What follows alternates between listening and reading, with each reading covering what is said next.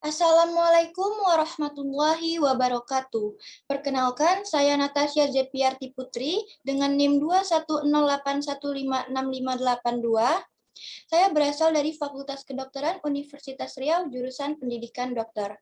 Sebelumnya, saya berterima kasih kepada Pak Dasrol yang telah memberikan waktu dan tempat untuk saya menjelaskan mengenai otonomi daerah pada video kali ini. Nah, jadi otonomi daerah menurut Undang-Undang Nomor 32 Tahun 2004 adalah hak, wewenang, dan kewajiban daerah otonom untuk mengatur dan mengurus sendiri urusan pemerintah dan kepentingan masyarakat setempat sesuai dengan peraturan perundang-undangan. Nah, untuk landasan hukum dari otonomi daerah, itu yang pertama ada Undang-Undang 1945 pasal 18 ayat 1 sampai 7, lalu ada Undang-Undang Dasar 1945 pasal 18A ayat 1 sampai 2, dan juga ada Undang-Undang Dasar 1945 pasal 188 ayat 1 sampai 2.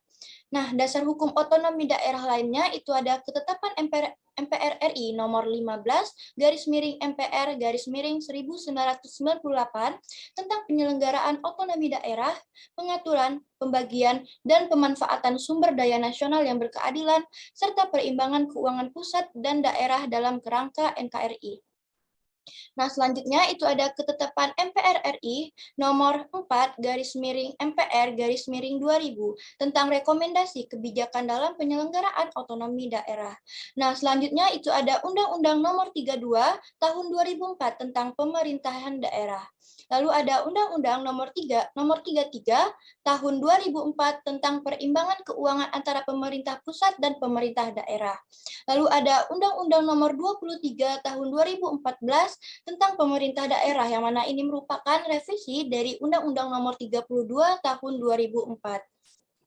Nah, untuk asas dari otonomi daerah itu berdasarkan Undang-Undang Nomor 23 Tahun 2014 mengenai pemerintah daerah, di mana itu ada 3 jenis penyelenggaraan urusan pemerintahan yang mana menjadi dasar bagi pemerintah daerah dalam pelaksanaan otonomi daerah, di mana asas tersebut adalah asas desentralisasi, asas dekonsentrasi, dan tugas pembantuan.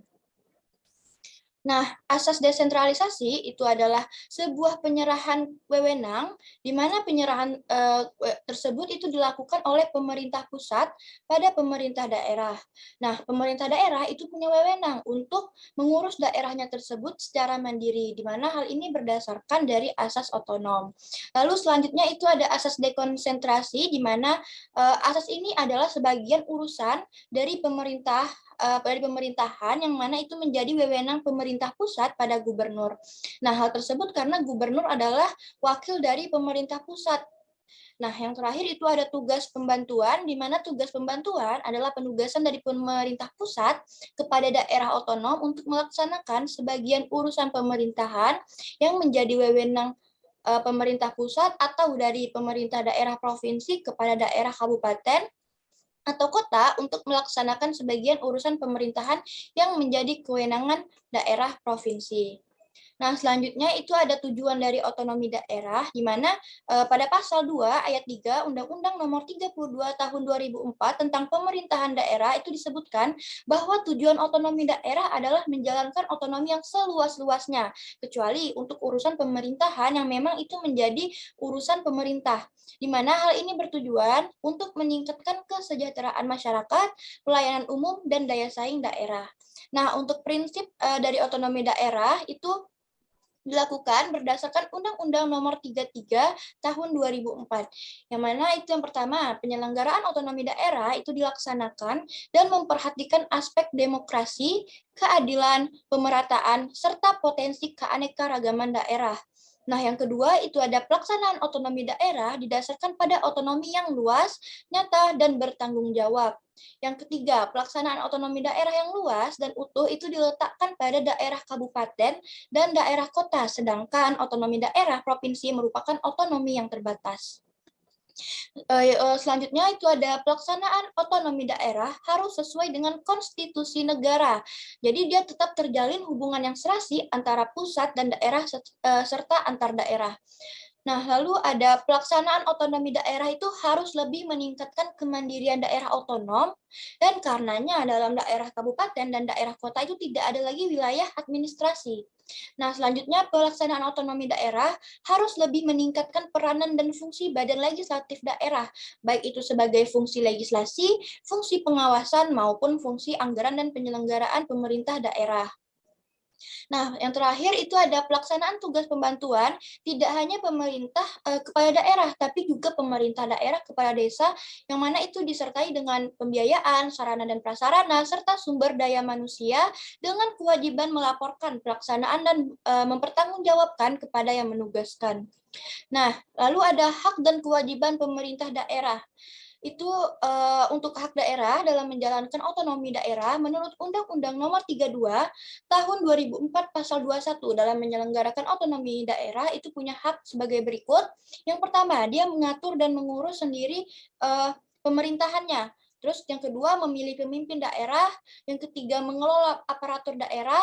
Yang keempat, mengelola kekayaan daerah. Yang kelima, memungut pajak daerah dan retribusi daerah. Yang keenam, mendapatkan bagi hasil dari pengelolaan sumber daya alam dan sumber daya lainnya yang berada di daerah. Yang ketujuh itu ada mendapatkan sumber-sumber pendapatan lain yang sah. Yang kedelapan, mendapatkan hak lainnya yang diatur dalam peraturan perundang-undangan. Lalu untuk kewajiban yang dimiliki daerah itu ada pada Undang-Undang Nomor 32 Tahun 2004, Pasal 22. Yaitu yang pertama, melindungi masyarakat, menjaga persatuan, kesatuan, dan kerukunan nasional, serta keutuhan NKRI. Nah, yang kedua itu ada meningkatkan kualitas kehidupan masyarakat.